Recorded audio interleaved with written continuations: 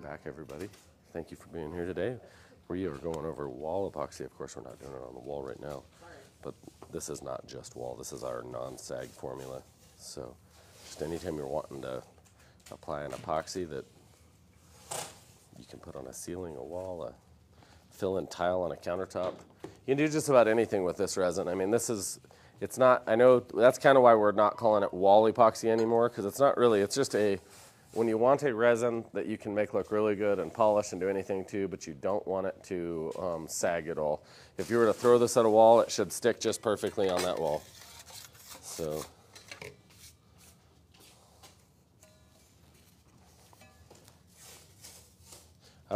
Almost all trowels will have a little bit of a belly on them, so try to keep that belly down so the edges of the knife aren't curving into your piece. Yeah. So now this you're really going to feel the speed that you pull the knife at is going to make a huge difference to how thick the product is and how smooth of an application you have on your piece.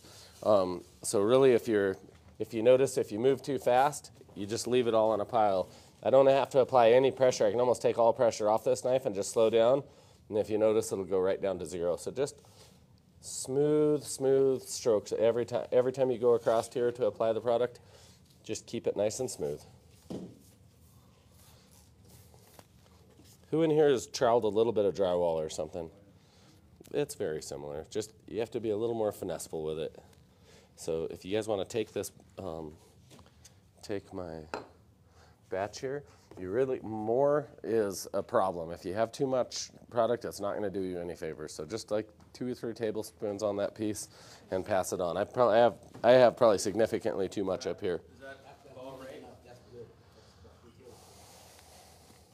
So what if you're trying to make a like texture with the... Yeah, you can do that. So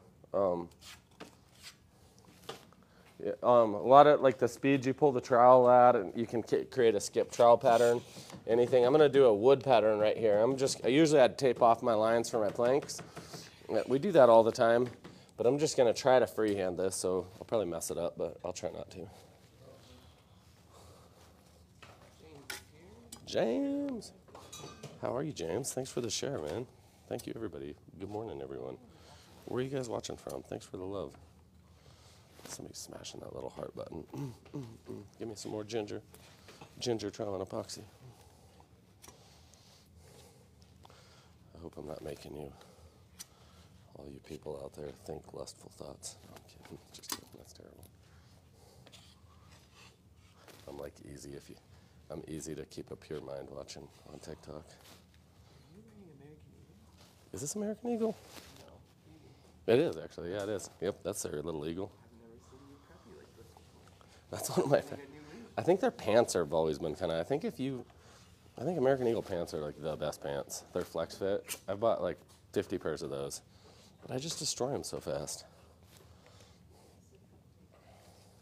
I'm trying to wear a collared shirt more, be a little more representative of my team.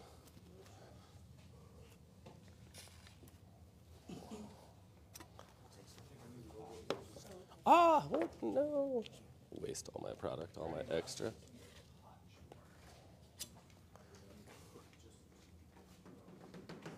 Who said they needed more? I just need a touch. Thank you. And that's pretty good what you got on there. So. There you go.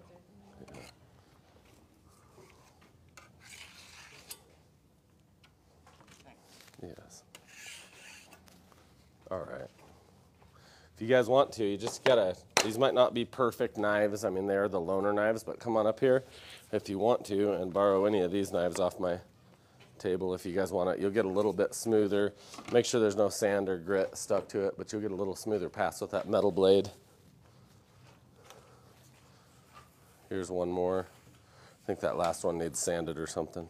Yeah, there's a lot of junk stuck to it. All right, now I'm gonna, do we have a wood trowel? Oh, yes, we do. Oh, yeah, I probably. Yes, yes. But that one right there might be better on the... Oh, yes.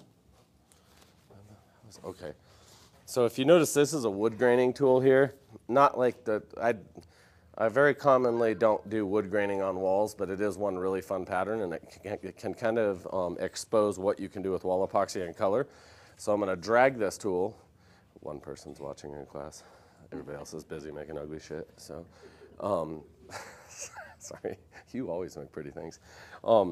The biggest problem I see is people think they have to rock this tool while they pull it too much, and just realize like graining is usually like linear, so you can make a really nice knot pattern by rocking this, but don't just make knots all the way down this, and rock it to different angles on this. But 99% of your time should be dragging this tool nice and slow so it drops all the way down to the base. If you want straight lines while you're doing this, go ahead and take grout line tape, the filament tape, and tape it the width of this so you have plank patterns. One thing I have done for fun before is I've gotten different tools. There's a lot of different types of wood graining tools for doing faux wood and whatnot.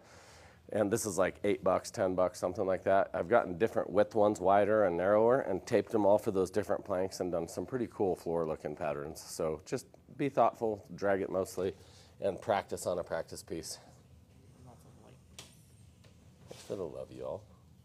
This will really surprise, I think this will surprise you. It looks beautiful. A bunch of little Georgia O'Keeffes all the way down the piece. Thanks for the love, guys. Thank you so much, Peggy. Okay, like I say, I'm not an artist, and I'm going to try to freehand this. And you really won't see the beauty until I spray the powders on it and everything. Nice little Georgia O'Keeffe there. Another one. Just change the angle of the trowel. Yes, sir.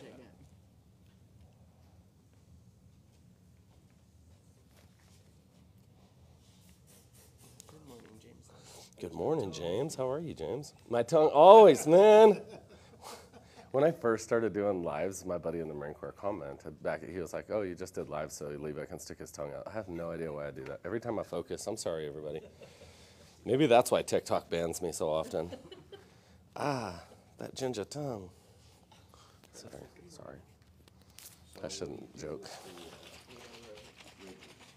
The ridges, I'll show you. That's actually a very good question. Normally that would be the center, and that'd be right on a tape line you could pull if you wanted to for your grout, but let's see if I can't create a pretty look. Now, I usually spray this pretty heavy. If this is on a vertical, I use a very concentrated powder. Remember when we were talking about what's our ratio for powder to alcohol?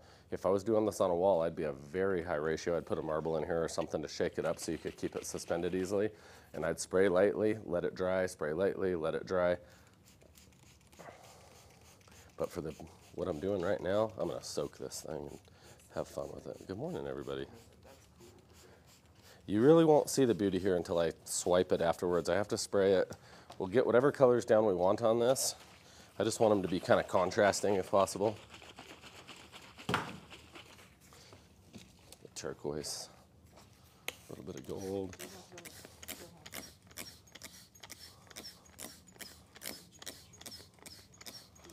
This could work on a shower wall, a countertop, a floor, just about anything.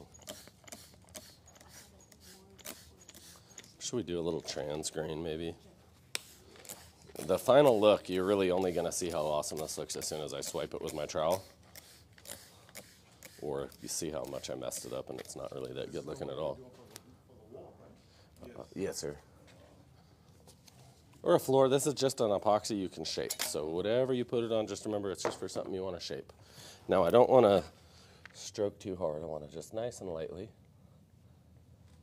expose those wood grains.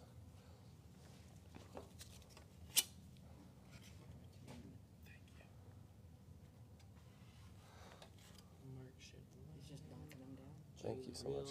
Yep, knocking them down, and oh, look at that big old drop. Maybe that'll look like a knot. Maybe that'll be a happy. Maybe that's a happy accident.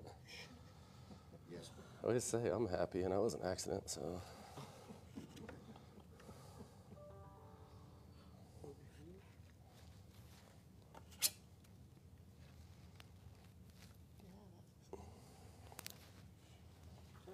I mean, there's a very non-decorative look, but it shows you how easily, with very little skill, if you saw, like, was I actually an artist there at all? Zero, really, right? I drug a wood grain tool. I made sure I didn't put too much epoxy on. So if you want to mess this up, just fucking do something stupid and different and just try to complicate it. It's just the simpler you do things, the easier you're going to replicate it and have a, I mean, this is obviously, you guys will all make prettier stuff than this, I think, but just remember, too much epoxy is not going to help you at all. Keep it nice and thin if you're wanting to drag your tool. And now we can let this alcohol evaporate off here and we can create any texture we want to. Spray your colors, just enjoy it if you want to, or borrow the wood grain tool if you'd like to. Borrow any of my trowels and I'll just help you guys create what you want to. But just another way to be creative. And now when I pull off this tape, it's going to leave a really nice bordered looking piece. It's going to look really clean. And so, oh yeah, you guys each have a wood grain tool at your station. Yeah, see this? See that nice border?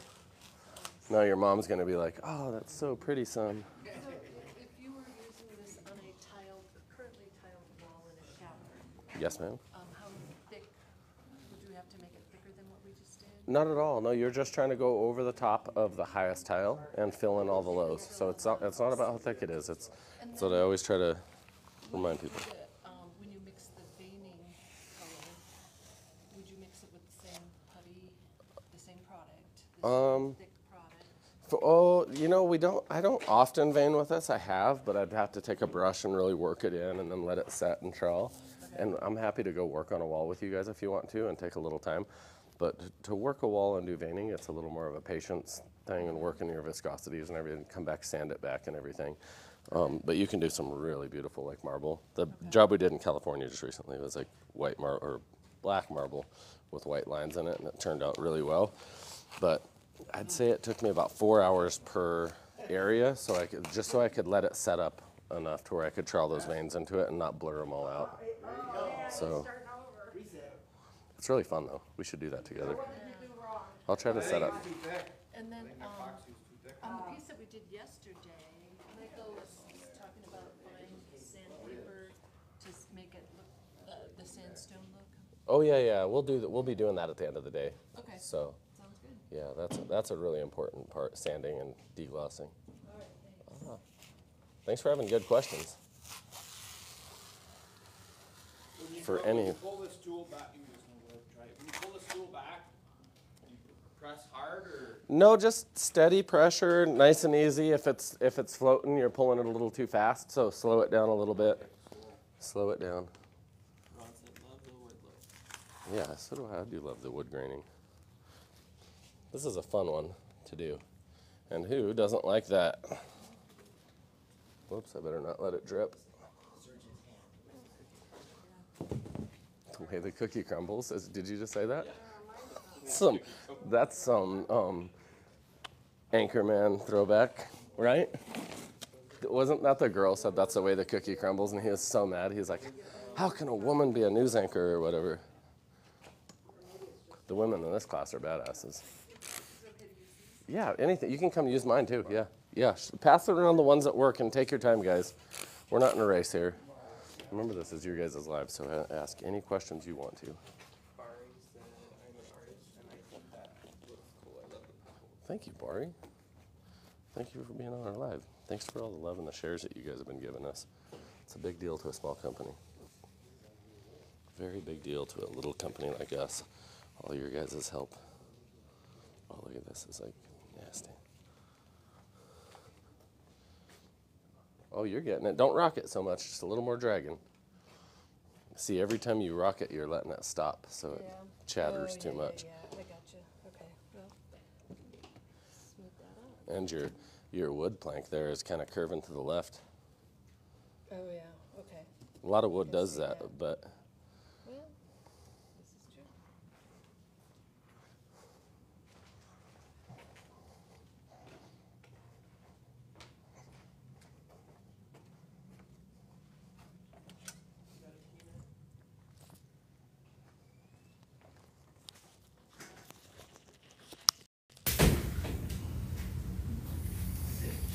Thank you, Mario, for all the chilies.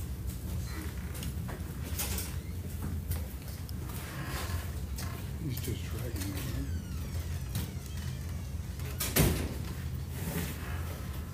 it's like crop circles. I like that. It's like a station. Good. That's good, though, how you did yours. You want to spray it down. Yeah, do you want to try doing it again? I don't know. Maybe you work with some different wood than I've worked with. So, camera say over there. spray it to Oh, no, you can retrowel that. That'll turn out. Look at that. This lady is amazing. She actually can run it. Both of these ladies can run grinders, cut-in brushes, cross-rolling. Yeah, pretty much anything that women think are a man's job, these women are probably a little better at. So it's called attention to detail. So, and they have it.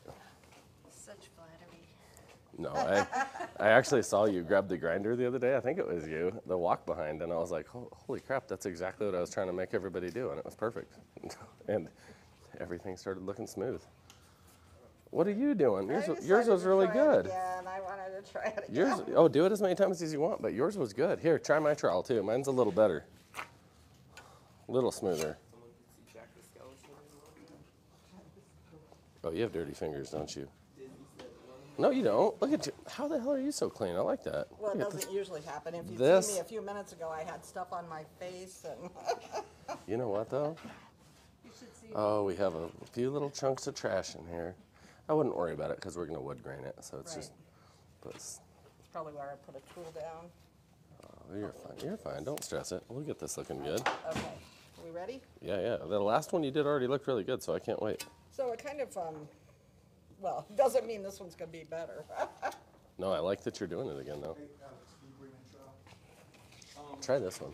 So, say for instance, I'm willing to take, now I got a steel brush and make a pattern. Oh yeah, big time. Oh, I've done a lot of really cool, fun walls. One of my favorite walls, I took a trowel that just has like random notches on the side of it. It's like for faux finishing or Venetian, and just ran vertical lines on my whole wall, and then sprayed like to let it just drip. And then as soon as I did, let it kind of set, and then wiped one time with a flat blade to just kind of expose the black underbase. That was like everybody's favorite wall. And it took me like 10 minutes to do. It was one of the simplest ones I ever did. I'm gonna start over. That's so much better, isn't it, that knife? Yes. If anybody wants to try this isn't the best knife, but it's kind of like. Something like that or similar, or do a more. You ever see wood that looks like that? That's a city boy. That's a city boy's version of wood. Levi, would you do anything different with this, or? I like that. I think you did a really good job, and it actually looks natural too. I like the colors you added. He's pretty. You're kind of artistic. That's actually doing pretty well. I like that. I kind of like that you can even see. Oh, look at how much better you are. Just more dragging, less rocking. Here's a trowel. But man, that was already better. You were doing fine, and then you hit a bump in the road down here, Yeah, and your plank got crooked, got crooked. just the tip. Did too much. So thank you guys for being here. What's that? Disney said one of my daughters is a welder. Well, your daughter is a welder. That's awesome. So, you know what? As long as you have happy children, that's like so important, right? To teach them to not be lazy and do something they love and not be scared. Barry wants you to use purple. Purple? Okay. Hey, I have purple. You know what? What the hell not? Why the hell not? Use purple, huh? So if you think you're getting too much black, then roll it further on here. Roll it further to a clean area.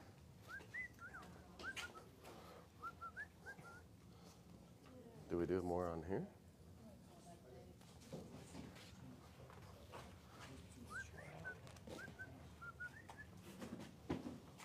Since somebody wants purple, I will add purple. Oh, and I just let it drip anyway, so now we have to fix it. So, but now we'll lose my lines for the most part, but I don't really care.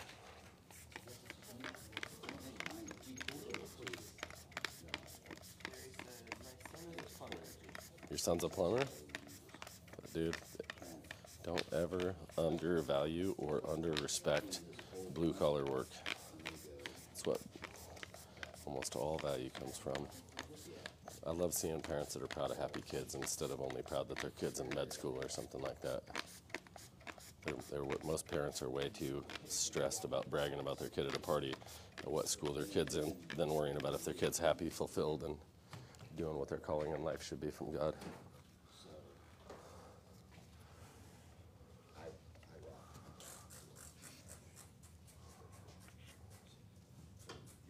purples. Good call, good call.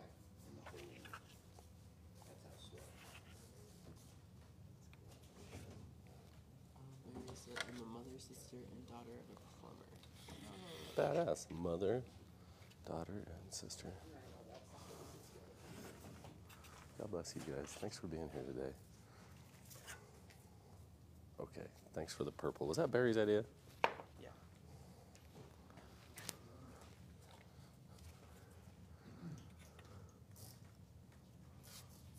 So how do we clean the pool?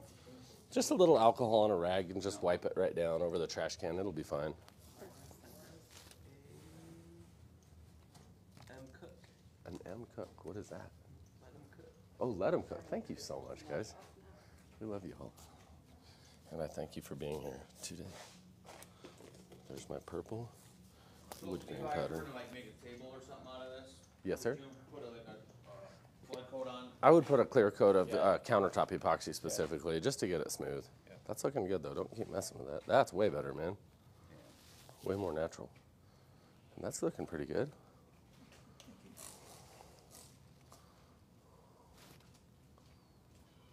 She's getting there too. Picking up a lot of, No, don't worry about it. leave it. Just keep running it.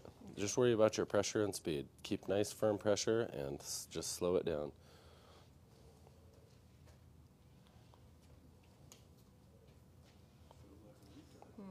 I almost wonder if that tool is kind of full. Don't worry though, it's not going to be totally even. You still have some striations on there. Just remember to spray heavy. Got some texture. I think that might be permanent, like gummed up in there. Like it's not. Here, you wanna use mine? Try not to clean your tool either. Put all the excess on it, and then we can just pop it all off in one chunk. If you partially clean it, yeah, if you partially clean it, it almost makes it harder for us to clean them. So if you got something like this where there's a little extra, can you still spray it down right now and run the trowel over it again, or? No, not really. I mean, I think you'd end up probably having to redo your whole piece. Mine, I went too far down to the white. No, not at all. I think you're going to be able to spray and it'll look really good. I don't think that's bad. That's way better. Start spraying yours. That's going to look really good, man.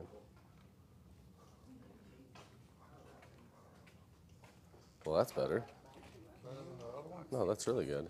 Better than- Plastic folding table, I don't know. I'm sure you could get epoxy to stick to it well. It's probably a little uneven and whatnot, so I don't know that it would be the best use of a good epoxy, but I mean, you can epoxy really high in countertop too, so I don't know if I'd epoxy a folding table and expect it to look really good. Usually there's weird metal ends and stuff.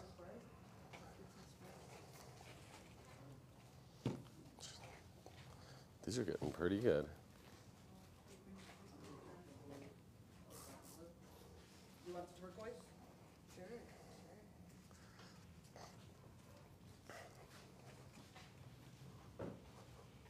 Now, normally, if you're really trying to, instead of a wood grain, let's say you're trying to get a really smooth wall, we'd let this set up and get pretty smooth for about probably an hour and a half, 2 hours.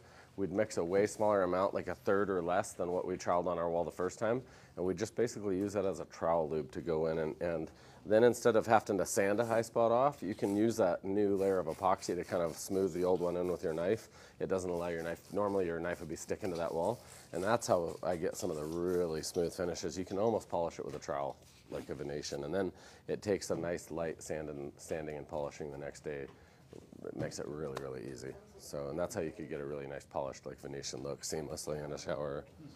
Kind of fun. This epoxy, Yes, sir. it's about the same consistency as stuff I use from Mohawk. Okay. It's a refinishing company. Yeah, Sells yeah. Products. I've seen Mohawk. Yeah, yeah. They're pretty top of the line, I think, as far as products. Right. They make an epoxy, but it sets up Really fast. quicker. Yeah, yeah. It's for like patchwork. Right. When you have big blowouts, you can.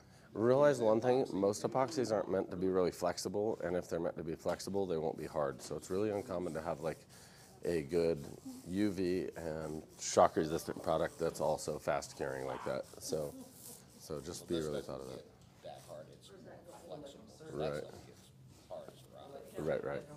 You just want a little movement for showers, but it's also where bond strength comes from. So Yeah, this is just a lot more Yeah. Yeah. This would be better for like the application we were talking about last night, using it as, this is what we use, mix up color to caulk in. Yes, sir. Like if you had two panels Yep, coming together. and use it like with a piping bag or a cake Yeah. frosting bag, yes sir. Even a Ziploc with a corner cut off if it's a heavy enough Ziploc bag. I've had the seams break out on me, but usually it'll work just fine, and you can caulk with a little Ziploc bag. So pack this in it. You could get some baker bags. Yeah, yeah, and even a Ziploc works though too. You just kind of clip the corner out and then, yeah. Throw it all in the trash when you're done. So then we just expose the black, is that a light trowel across? Yeah, nice and light. Yeah, so you can see how. Ooh, look at that. Making art. There you go.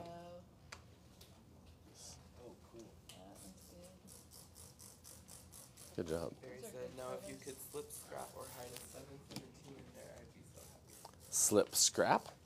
Or 717. What's a 717? Dang it, I don't know what a 717 is. I probably should know, but I don't know.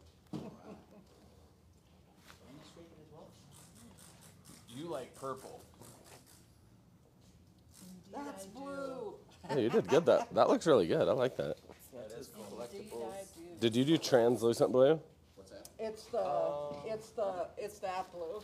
Oh, Is that I got what it you. is? I love that. Barry's birthday. Barry. Yeah, Brother's birthday. and then, Oh, Barry's brother's birthday. 717. Oh, cool thing. what's, I'll wipe it on somebody's sample later today.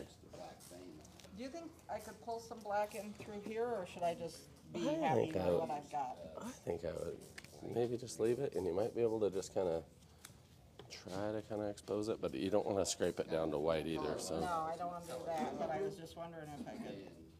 Oh, see, well, you did pretty good, so, I mean, you did as good as it was possible with And what you I know had what else there. might be too is you might be able to like tip it up or whatever after you peel your tape, or nah, you don't want to, because then we drip across your lines. Yeah, I'd let the alcohol dry and then peel your lines.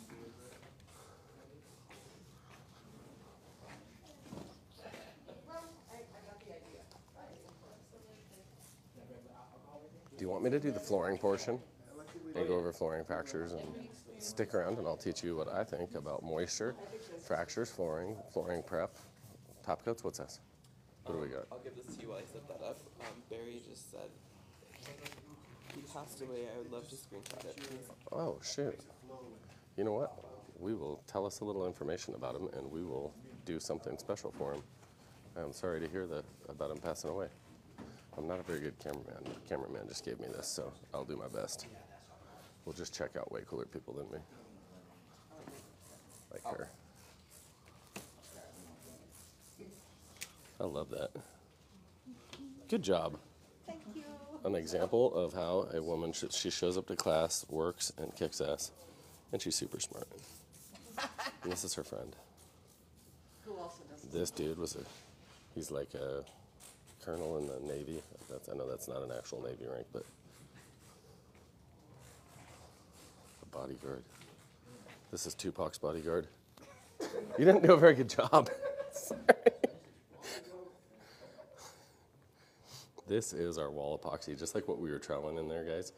This is kind of like more of a finish wall here. So if you notice, it's kind of satined though. It's been actually sanded to satin it. This here is copper. Oh, dang it, I can't really focus on it very well, but that's actually a real polished copper. So like conducts electricity, kind of fun. You could patina that, do it in a shower. Here's a little more. Here's Mariah, she's a badass. Come to class and you get to meet all the cool people. Here's a countertop we built out of epoxy. It's a waterfall edge. Built it all seamlessly and then cut it. I built a wood sink, undermount sink, out of finished plywood. This is finish wall epoxy here. So this wall, it's so glossy it's hard to see, but this is a polished wall. Dude, did somebody just send a universe? I don't know if you did that. I don't know how to. I'm not really good at when you guys send me gifts. I really suck at knowing what to do or if it's an actual gift. I don't do a ton of time on TikTok. Look at this, is all wall epoxy done by a real artist here. And now we'll get back in the classroom. Thank you for the follows and the like, guys. And all the likes. I appreciate you guys being here. Wood grain in Texas? Yeah, we most likely are doing wood grain, but we're going to be doing some really cool wall stuff in Texas as well. This is Michael. You guys never get to see what's behind the camera. He's a gangster. If you come to class, you're really going to love. He's actually a badass artist too. So now the ugly direction of the camera. So what now? Oh, if anybody wants to be here for flooring, I expect a lot of you won't want to watch this, but it's very informative if you're actually interested in learning something about applying epoxy on and subfloor prep and whatnot. Stick around. If you don't want to learn and better yourself, then get the hell off my page. No, I love you guys and please stay. And thanks. All right, I'm going to go start covering flooring prep, which you guys are way ahead of the game because you guys just did some pretty significant prep on damaged concrete out front. Grinding, you did 2 days of that. You got to see glue removal that wasn't done as well. It was actually, for scraping it, he did a pretty good job, but it should have been sanded, so not a big deal, but you guys got to see how we primed that. We'll get back over there, make sure that that's primed correctly. We might have a few little holes or something that we may have to patch due to all the little holes in the concrete. If there are a few little, I mean, I bet you that it totals the square footage of a dime on the whole floor or something, but we'll need to take care of those if they exist. We'll pour our flood coat this afternoon, which that's going to be amazing. That's going to look really cool. You guys got to tune in for that. But now I hope you guys understand a little more about what we're talking about when we go into prep, about the porousness. If you guys saw how like concrete will absorb epoxy, if something's already epoxied, we know it's like primed and it'll block it. So if you have a failed coating, you may want to remove it. But I think a lot of these things might make a little more sense to you. One big question a lot of people ask is, can we go over plywood or OSB subfloors? And yes, it works really well going directly over subfloor USB, but or OSB, sorry. But just to remember, it is porous, so it's going to absorb the epoxy, which displaces air, so you'd get air bubbles. So just like concrete, how you run that initial thin skim coat, definitely run that skim coat to displace that. And do this. Instead of running it with a squeegee like we talked about, where you almost pull all the product right off the floor. Now a squeegee and a magic trowel are very different. That squeegee I brought yesterday that looks kind of like a squeegee, that's super soft. That's actually meant to leave more product than a squeegee. So that's not like a stiff blade squeegee. So don't use like a stiff squeegee that you're going to pull all your product back off your floor, because remember, you don't want a lot of excess sitting on top after you cross roll, but you want an even sheen, and you want as much penetration as possible, as much of it absorbing into the substrate as possible. The wall epoxy, exactly what you're using right now, interior, that's my go-to every single time. And I take and I blade out all of my nail holes, my joints between the OSB. If it's not TNG, you're going to really want, even if it is, fill those in lightly, and just always remember this, a slight overfill, but not excessive, so you can come back and sand it smooth. Just straight, not mixed? No, it has to be mixed, right? You have to always mix it. Yeah, you're always mixing your A and your B together so it hardens properly. So mix your epoxy, trowel and fill all your lows, sand all your highs. If you're on concrete, you fill all your lows and you grind all your highs, and then you seal your slab. So if you came in here and you were getting ready to seal and you saw some high spots or some problems, sand those off. If it's wood, if it's concrete, you're going to grind them off. Then you're going to fill all your little lows and nail holes and whatnot, and then you're going to seal that floor. I would go in there the next day. If it was like an OSB subfloor, you're going to get a little bit of swelling and different stuff, but now that floor is solid. Go in there with your walk-behind sander, no matter how ugly that looks. You're talking on a 2,000 square foot house, you're going to spend 40 minutes and sand the whole thing out. You're going to get a really smooth floor out of that. And remember, the more cured the epoxy is, the better it's going to actually sand really nicely. It's going to sand instead of gumming up that sander. Get in there and sand it, and then roll one more skim coat. But your second skim coat, you're going to get more than twice the square footage out of it, because most of your floor is sealed already. You're just hitting a few spots that your sander went through that created a better profile or whatnot. And getting a more monolithic, hopefully, prime coat. And I usually do clear on my first prime coat and color on my second one. And that's because you penetrate better with a clear epoxy.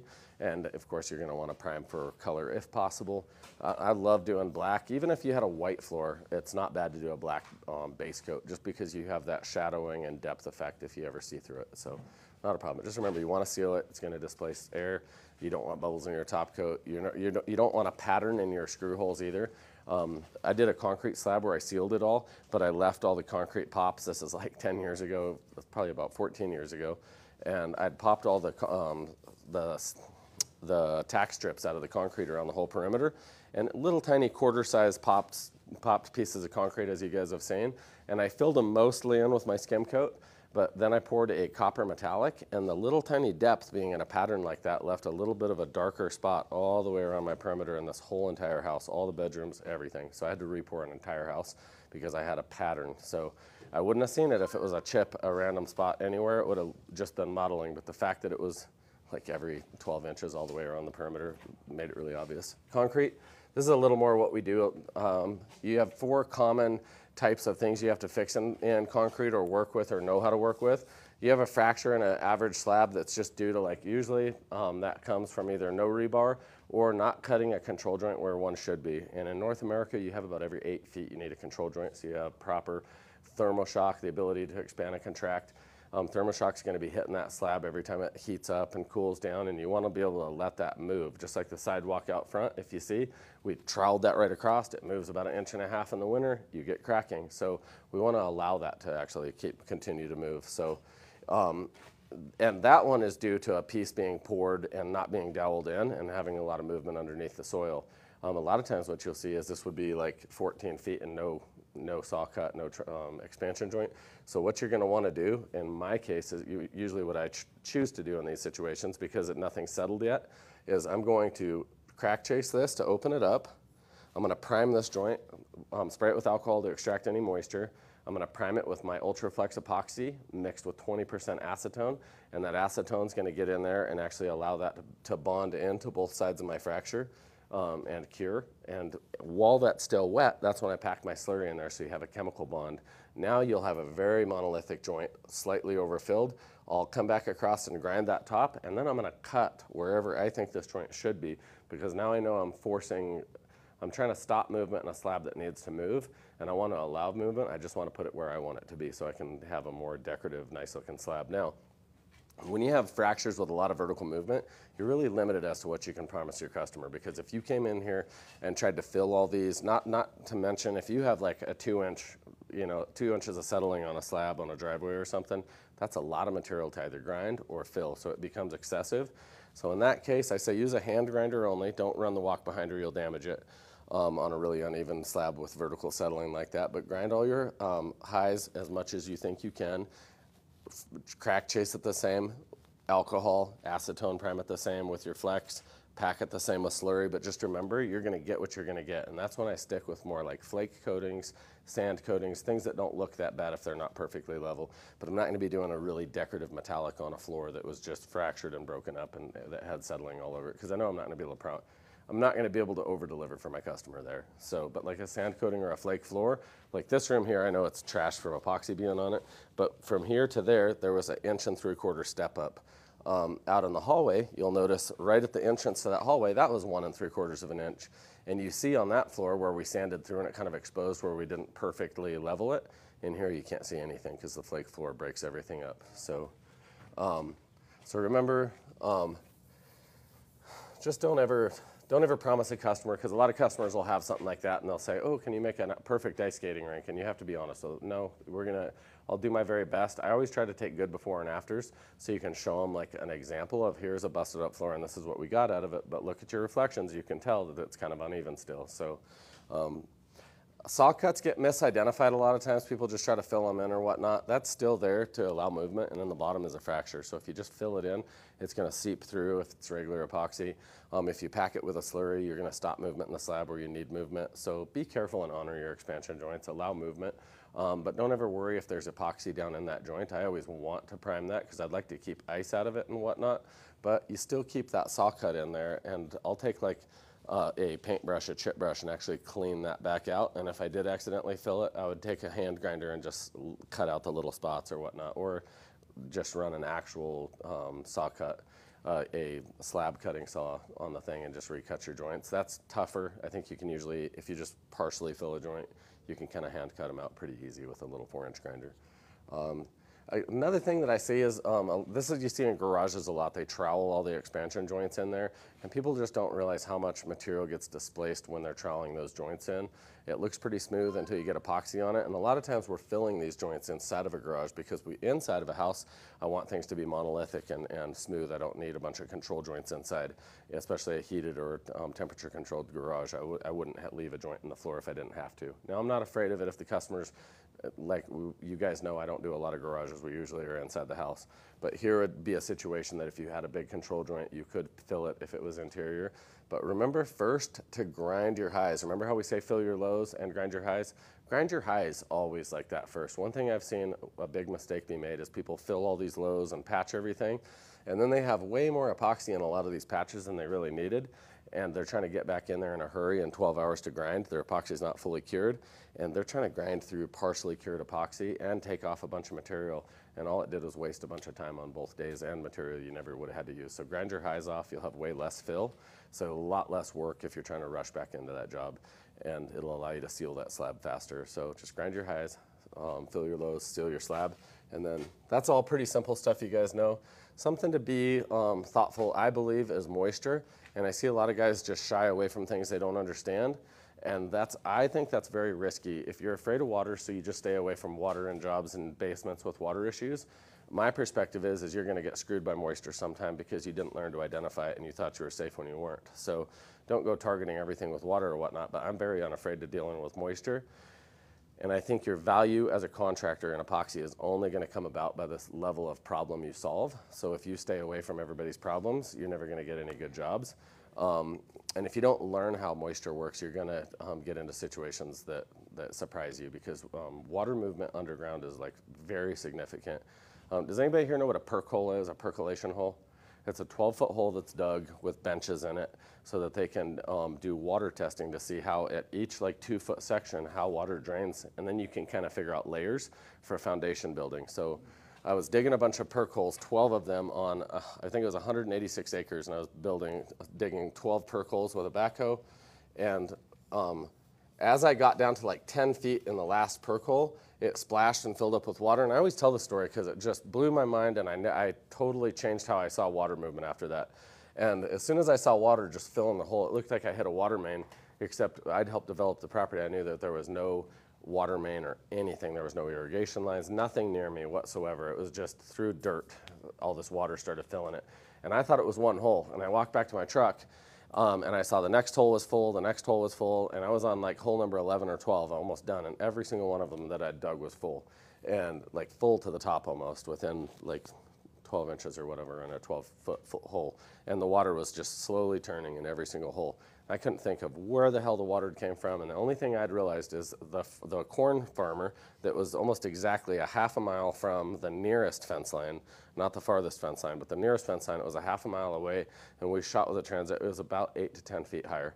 So 8 to 10 feet elevation, half mile away, all that water started draining down and just filling the soil up underneath where we were working. And nobody realizes how much water that is moving and how fast it moves underground. I went out the next day when they pulled the little S-pipes out of the canal, and it was like toilets flushing. It actually drained right out of the holes. Within like 20, 30 minutes, they were like drying in the sun. It was crazy. And I thought, holy crap, you just never see water movement like that. Well, you'll end up in a lot of homes with a 12-foot retaining wall and a field right here or a hill, and this is common in all kinds of houses up against golf courses that have, you know, maybe a heavy watering schedule, or it's displacing a lot of rainwater because of what the turf is built like and it's rocks around it or whatnot. So there's a lot of houses and stuff with a walkout basement where you could be retaining all that water. And when I did a lot of fire and water damage jobs, I remember I got onto one job, and you'd always see, like, you'd always come into the job and they'd say, oh, this is a pipe that broke in the wall, this is the water heater split, tons of water heaters, or a valve in the shower. So, but there was always a point, and we were in one house, and this guy, the state farm agent, was telling me, oh, you can go ahead back in here and set floor, and I was gonna put engineered wood floor back down. And I said, well, we don't know what caused the water damage, and it was very significant. And he's like, it doesn't really matter. And I said, well, there's water coming out of this wall here, like it's a wet wall. And he goes, well, your floor's fine. Well, the floor was wet, and you're never gonna lay wood over a wet floor. You get horrible cupping and ruin it. That's when I learned a lot about like moisture and watering. She had planted a bunch of shrubbery up against her house, put like the biggest watering head possible, and we did math, and I remember we were like, man, if it really retained the water, it was like a swimming pool up against the side of her house. So you have to deal with moisture.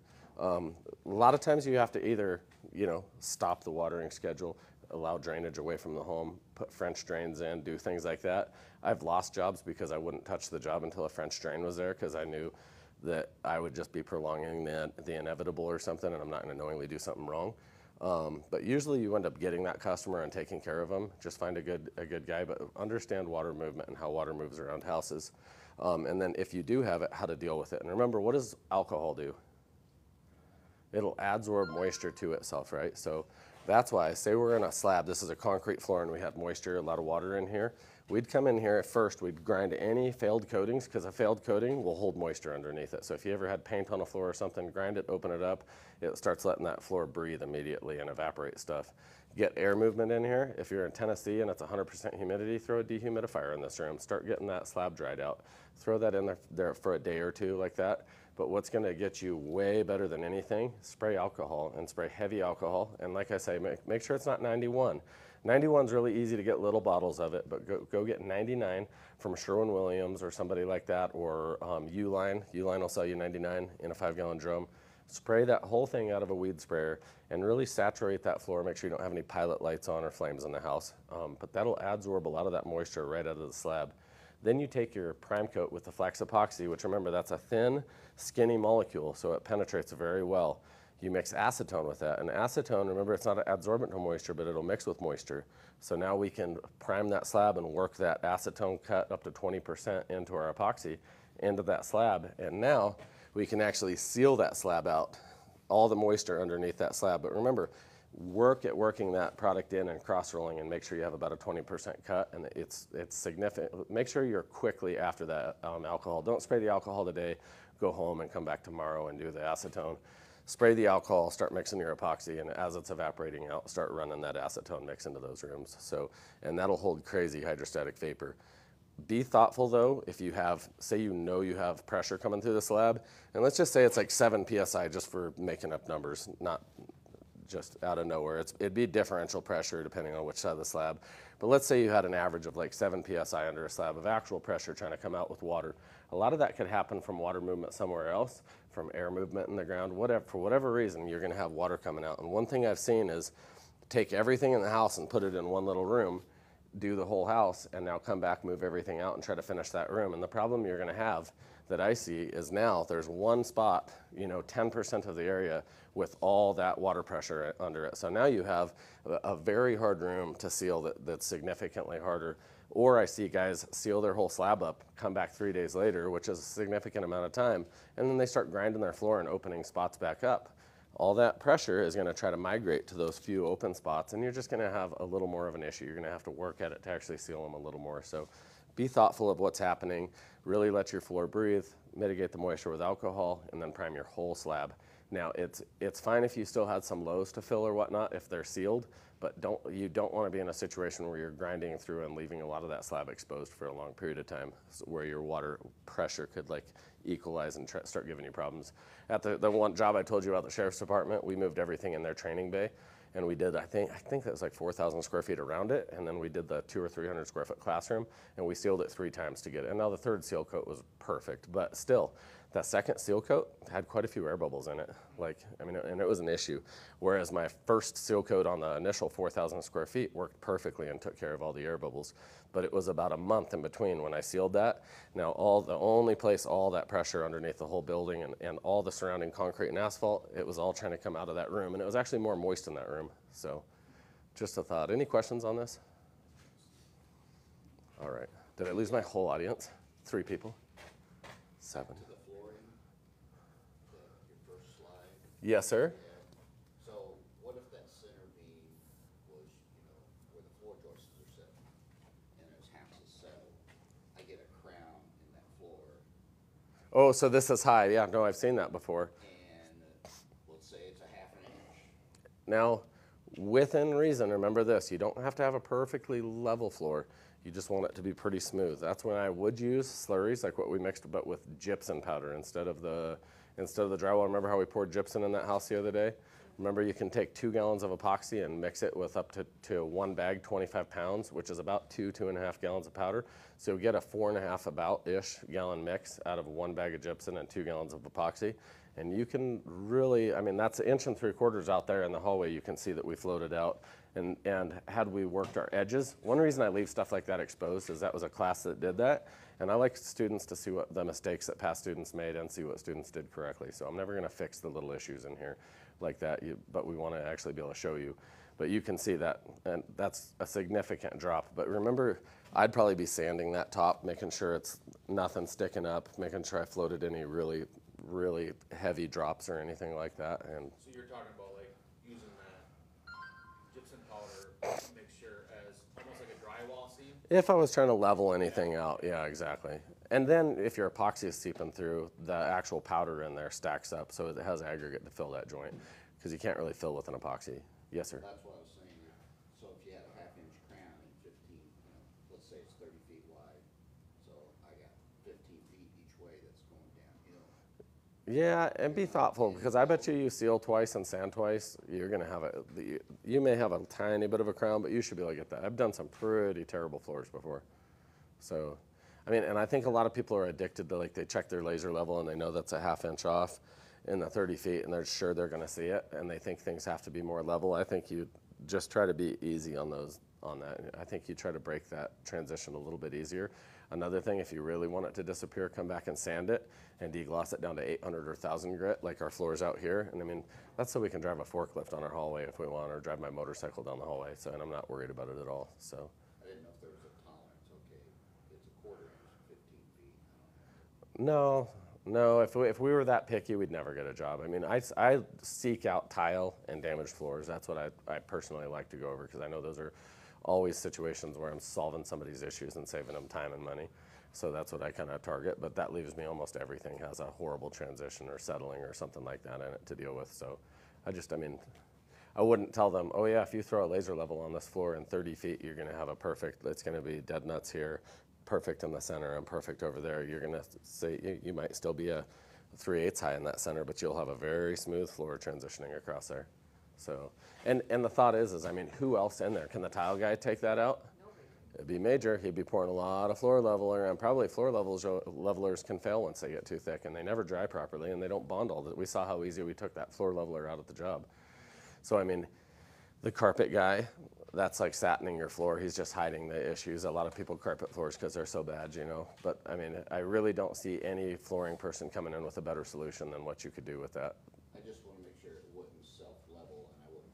No. More product over here and nothing in the middle. No, I mean, think it like we'll even roll to sloped driveways, like really sloped driveways and stuff like that. You'll even roll our gloss, like what we're pouring today. I've done that like carefully and thoughtfully on a wheelchair ramp, and it didn't all level off the wheel. Now, I wouldn't be putting a really intricate veined pattern at the top of a wheelchair ramp, all wet epoxy and pouring it. You know, I'd expect that would settle some, but you'd have a settling effect. It wouldn't all run off the wheelchair. Good question though, and thank you. That'd piss you off. You come back in the morning and in the middle of your house still isn't epoxied. Yeah, you have an island. Steep over here, Yes. nothing in the middle. Yes, your wife would be not happy about your class.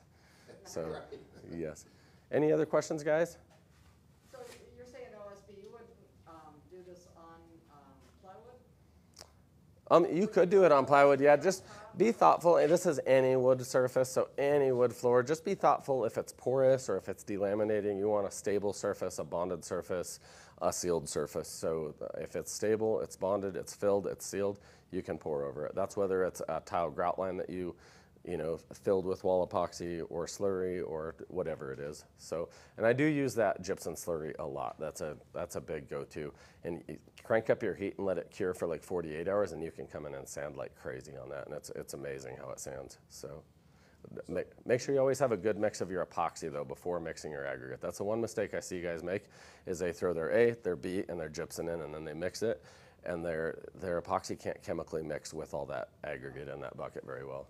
So, yes, sir. So, there's a lot of formulas being thrown this way and percentages of material.